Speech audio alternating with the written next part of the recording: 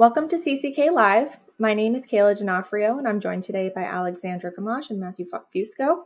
Today, we're going to be breaking down the 5 types of 100% VA disability ratings.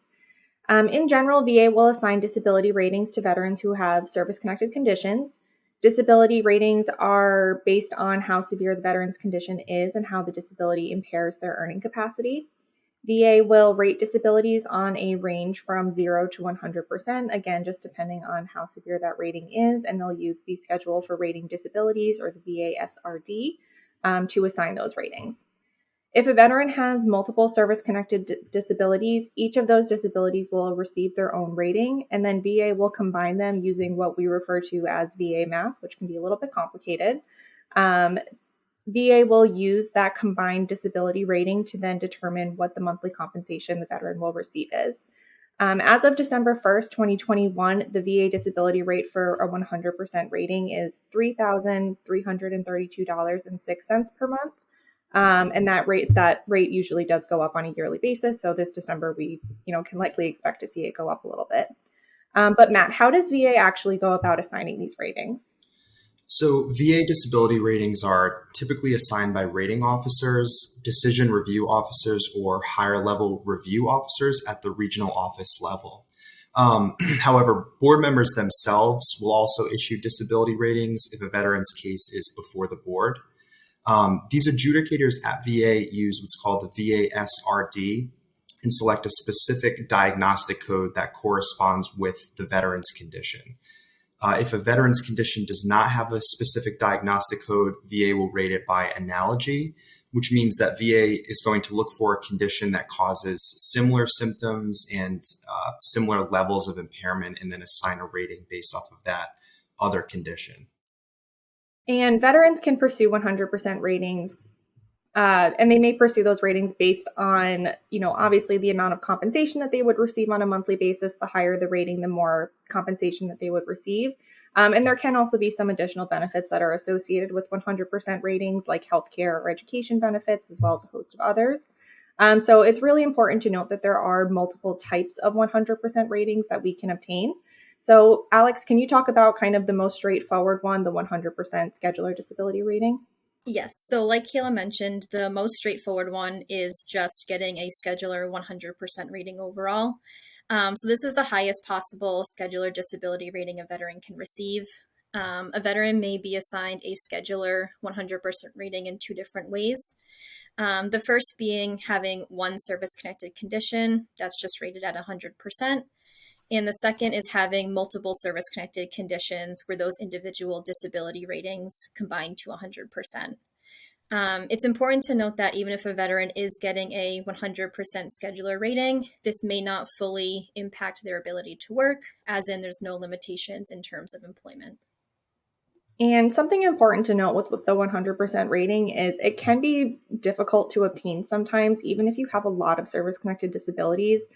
Just because of the way that the VA math works, it can just be a little bit difficult to obtain. So there is another way that you can still get paid at the 100% rate, even without having that Schedular 100% combined rating.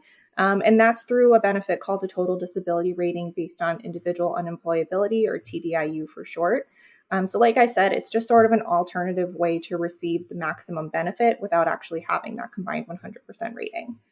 TDIU is going to be awarded in circumstances where veterans are unable to secure and follow substantially gainful employment as a result of their service-connected conditions. So essentially, you can't work because of your service-connected disabilities.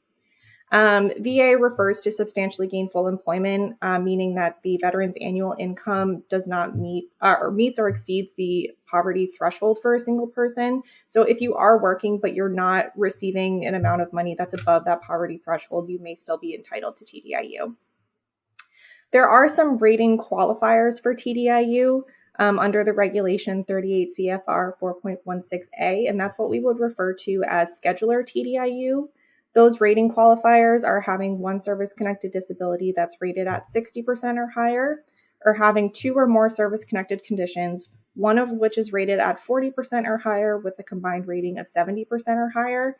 Now, under the regulation 4.16a, there are some ways that you can combine your ratings to try to meet those schedular benefits if they're, affecting the same body system, your upper or lower extremities, all incurred in combat, as well as a couple of other ways. There's still, some room to actually get to those schedular requirements, even if your disability isn't necessarily rated at 60% or 40% for those requirements. But even if you don't meet those requirements with combining ratings, or even if you don't, you may still be eligible for TDIU. We would refer to that as extra schedular TDIU. It's just a little bit more difficult to obtain, but it is certainly a benefit that's available if you can still show that you're not able to work because of your service-connected conditions. One thing that's important to note is that TDIU in and of itself is not a permanent benefit necessarily. So Matt, can you talk about what permanent and total disability ratings are and how those work? Yeah, so permanent and total disability ratings refer to veterans whose disabilities are total or rated 100% disabling by VA, and also permanent in nature, meaning that there's zero or very, very little chance of improvement at all. Permanent and total disability may entitle veterans to additional VA benefits, including VA healthcare and certain state level benefits as well. Permanent and total disability ratings are protected from being reduced, and those rated 100% permanent and total are no longer required to attend VA compensation and pension examinations.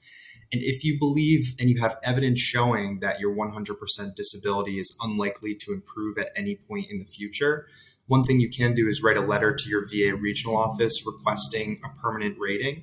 And within that letter, you should include medical evidence like treatment records or hospital records or anything like that, showing that your medical condition cannot be expected to improve in the future.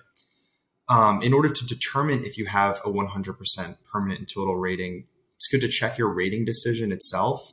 Some of them actually have a permanent and total box that will be checked if your rating is determined to be permanent by VA. And others might include language like something eligibility to dependents Chapter 35 DEA, CHAMP VA are established, or another phrase that might be in the rating decision is that no future exams are scheduled. So it's a good thing to check the actual rating decisions to see whether or not any of that language is used. Yeah, that's a really good point. Thank you, Matt. And kind of on the opposite end of the spectrum, what would a temporary total VA disability look like, Alex?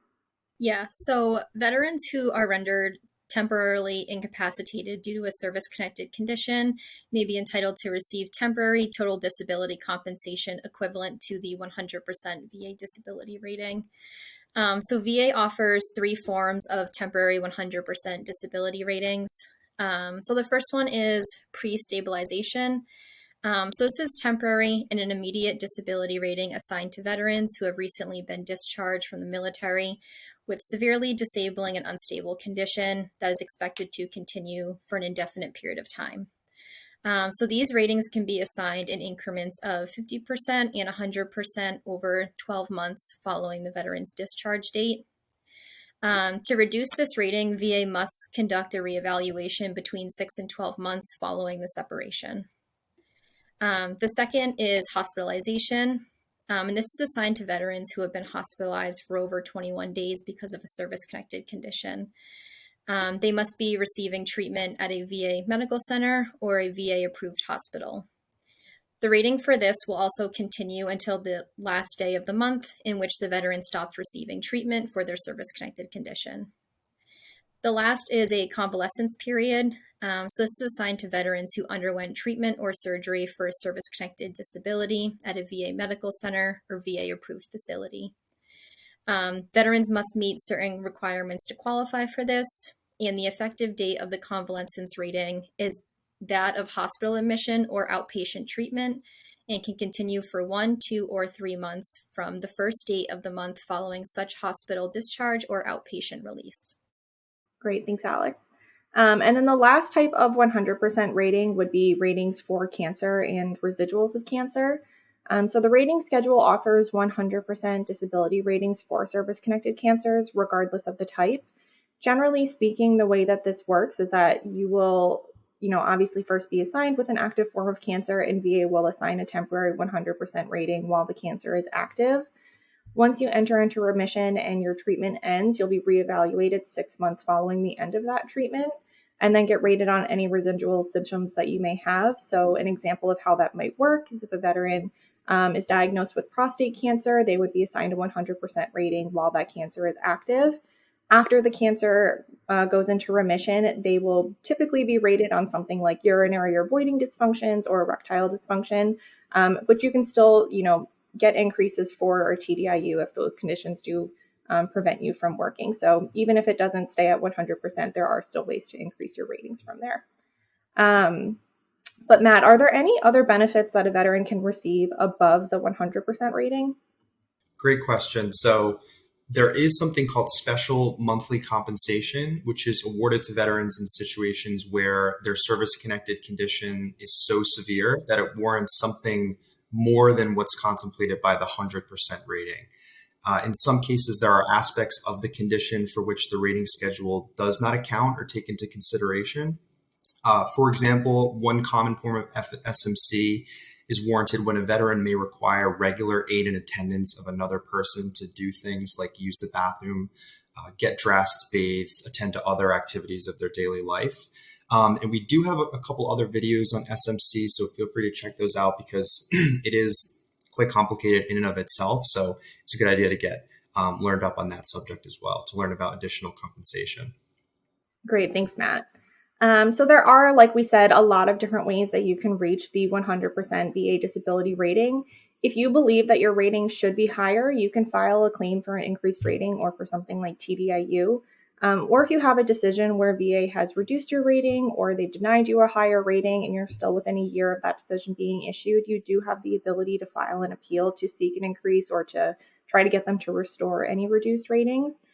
Keep in mind that having an attorney or an accredited representative to assist with your appeal can be really helpful just in making sure that you have all of the evidence that you need to help ensure that you get the highest rating possible and then all other available benefits that VA may have to offer for your ratings. But I think that's a good place for us to end off today. Thank you so much for tuning in, and be sure to like this video and subscribe to our channel for more veteran-related content and information.